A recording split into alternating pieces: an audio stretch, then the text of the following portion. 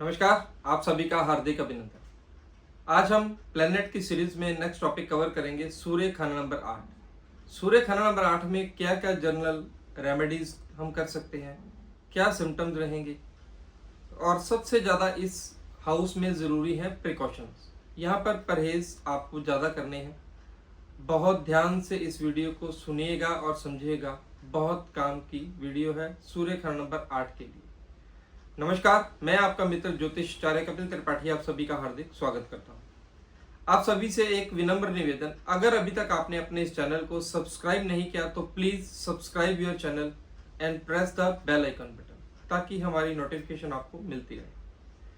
अब हम बात करते हैं सूर्य खंड नंबर 8 में क्या सिम्टम्स रहते हैं और क्या प्रिकॉशंस रहती हैं। मैंने आपको पहले भी कहा कि किसी भी प्लेनेट को जज करने के लिए हमें सबसे पहले जरूरी है कि ग्रामर पर हमारी पकड़।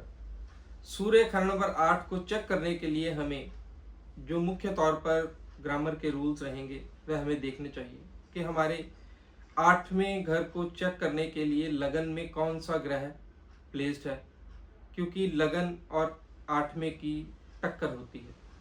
7th हाउस और 8th हाउस चक्की का कील है, वह भी हमें देखना है कि उसके साथ उसका कैसा तालमेल है। खंड नंबर 6 में कौन सा ग्रह है वह भी हमें चेक करना है, क्योंकि 6वें और 8वें का भी असर नीचे से मिलता है। ऐसे ग्रामर के और कई अन्य रूल्स हैं, जैसे कि खंड नंबर 8 की उल्टी दृष्टि खंड नंबर 2 में जाती है, यानी कि सूर्य का फल किस में मिल रहा है। एक विशेष बात आप लोग ध्यान रखिए, कमेंट्स भी आते हैं, हर कमेंट का रिप्लाई करना मेरे लिए थोड़ा पॉसिबल नहीं होता। लोग पूछते हैं क्या सर, हमारे मान लीजिए सूर्य की बात कर रहे हैं, सूर्य के साथ बृहस्पति पड़ा है, बुध पड़ा है, शुक्र पड़ा है, या अन्य और 2-3 ग्रह डालकर लोग पूछते हैं। जो हम फलादेश कर रहे हैं यह सिर्फ और सिर्फ सिंगल प्लेनेट के लिए है। युति में कई बार फल बहुत ज़्यादा चेंज होता है, कई बार ग्रामर के रूल्स से भी चीज़ें चेंज हो जाती हैं, इसलिए आप केवल एक घर और एक प्लेनेट इसी को डिस्कस कीजिए। अगर वहां पर है तो आपको काफ़ी हद तक सिम्टम्स मैच करते मिलेंगे। अब हम बात करते हैं सूर्य खंड नंबर 8 में हो तो जातक कैसा होता है। ऐसा जातक मोस्टली अगर सूर्य अच्छा है तो बहुत ही ईमानदार होगा, गुस्सा उसमें बहुत ज़्यादा होता है। सूर्य खंड नंबर जब 8 में हो तो इसका फल 8वें में कैद ही रहता है, क्योंकि सूर्य, चंद्र और बृहस्पति का फल खंड नंबर 8 में कैद होता है। कई बार हमें फल निकालने के लिए, इसकी मान लीजिए कोई काम करना है, उसके लिए हमें उस ग्रह की मदद चाहिए, तो हम फल बाहर निकालते हैं, उपाय करते हैं। ऐसा काफ़ी ग्रामर के ऐसे रूल्स हैं जो लेमैन के लिए पॉसिबल नहीं है, इसलिए मैं कई चीज़ें संक्षिप्त में कोशिश करता हूँ टू द पॉइंट आपको बताऊँ, जो आपको समझ भी आसानी से आ जाए। सूर्य खंड नंबर 8 के वक्त में जातक को क्रेडिट नहीं मिलता। ऐसा जातक हमेशा यह गिला करता है कि मैंने उसके साथ इतना किया और मुझे क्रेडिट नहीं मिला।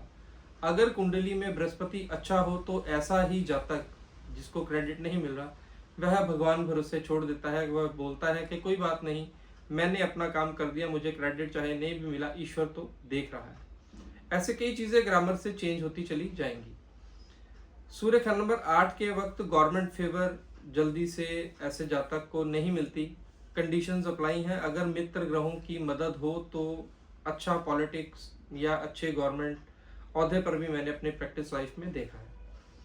इसीलिए आपको कह रहा हूँ कि somehow conditions can change the prediction. ऐसे ही सूर्य खंड नंबर 8 में हो तो फैमिली में किसी न किसी को पाइल्स की प्रॉब्लम हो सकती है, और भी कई हमारे जो प्राइवेट बैक पोर्शन है वहाँ से रिलेटेड 2-3 प्रॉब्लम्स और भी होती हैं, जो ग्रहों के साथ मैच कर अलग अलग वे से बनती चली जाती हैं। पाइल्स एक कॉमन प्रॉब्लम है।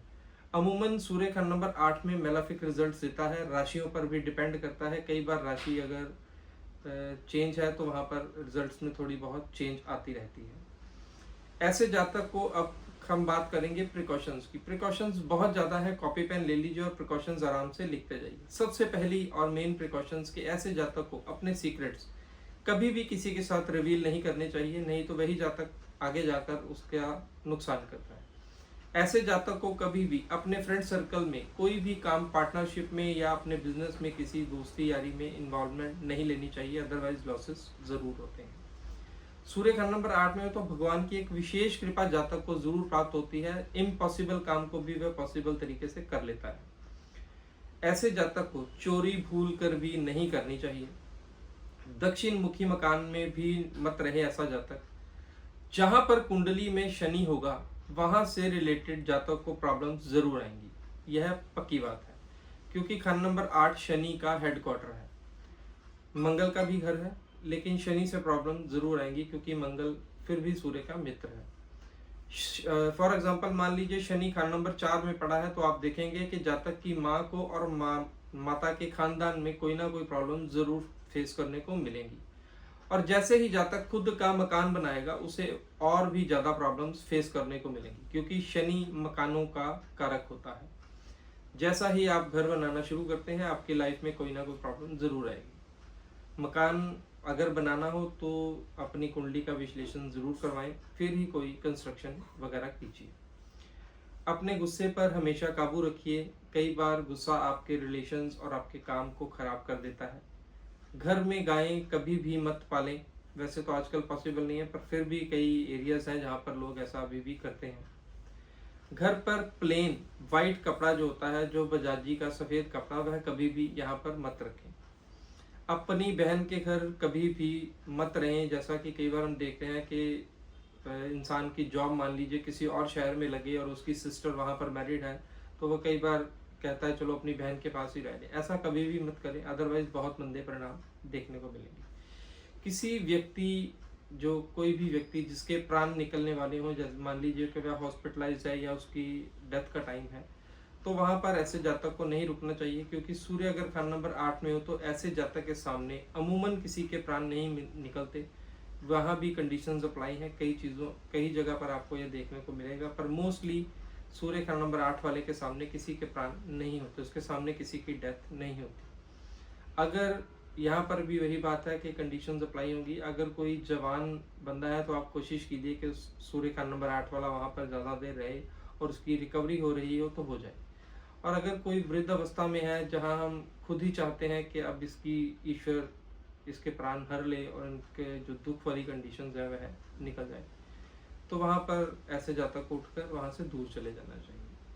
हमेशा ईमानदार रहें। किसी भी तरह की चोरी भूल कर भी मत करें, चाहे वह छोटी से छोटी। कई बार हम देखते हैं कि जैसे बिजली की चोरी, ये आम अमूमन छोटी छोटी बातें हैं, ऐसी बातें भी नहीं करनी चाहिए। किसी के साथ धोखाधड़ी बिल्कुल भी मत कीजिए। अब हम बात करेंगे कि कौन से उपाय हमें कर रिजल्ट अच्छे मिल सकते हैं। सबसे जो कॉमन यहाँ पर रेमेडी है वह है तांबे का पैसा जलती हुई चिता में डालना। यहाँ पर सूर्य को हम नेक कर रहे हैं। अगर आपको बिजनेस से रिलेटेड या जॉब से रिलेटेड कोई प्रॉब्लम आ रही है तो कांच के मर्तबान में गुड़ भरकर किसी वीरान जमीन में दबाएं तो आपको अच्छे रिजल्ट मिले। बंदरों को गुड़ चना डालना चाहिए। सूर्य उगते समय जब सनराइज होता है उस समय तांबे के पात्र में जल, गुड़ और लाल रंग की रौली, जिसे संदूर बोलते हैं, डालकर राइजिंग सन के समय सूर्य को अर्घ देना बहुत ही उत्तम फलदायी सिद्ध होगा आपके लिए। अपने पिता के पांव छूकर आशीर्वाद लें। हमेशा अपने बड़े भाई को, अपने भाई जो आपका बड़ा भाई है, उसका मान सत्कार, उसकी सेवा भावना में कभी भी कोई कमी भूल कर भी मत रखें। और गाय की सेवा करते रहें। गाय की सेवा में एक विशेष ध्यान रखना है, आपको सफ़ेद गाय की सेवा नहीं करनी। ये ध्यान रखें, जो प्योर वाइट काऊ होती है उसकी सेवा कभी मत करें। यह छोटी छोटी बातें थी जो सूर्य खाना नंबर 8 में हम अमूमन देखने को मिलती हैं। बाकी कई कंडीशंस में रूल्स के साथ फिर भी बातें चेंज हो जाती हैं। अगले विषय पर फिर मुलाकात होगी।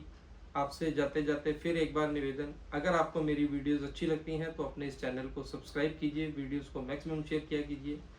फिर मुलाकात होगी, तब तक के लिए हर हर महादेव।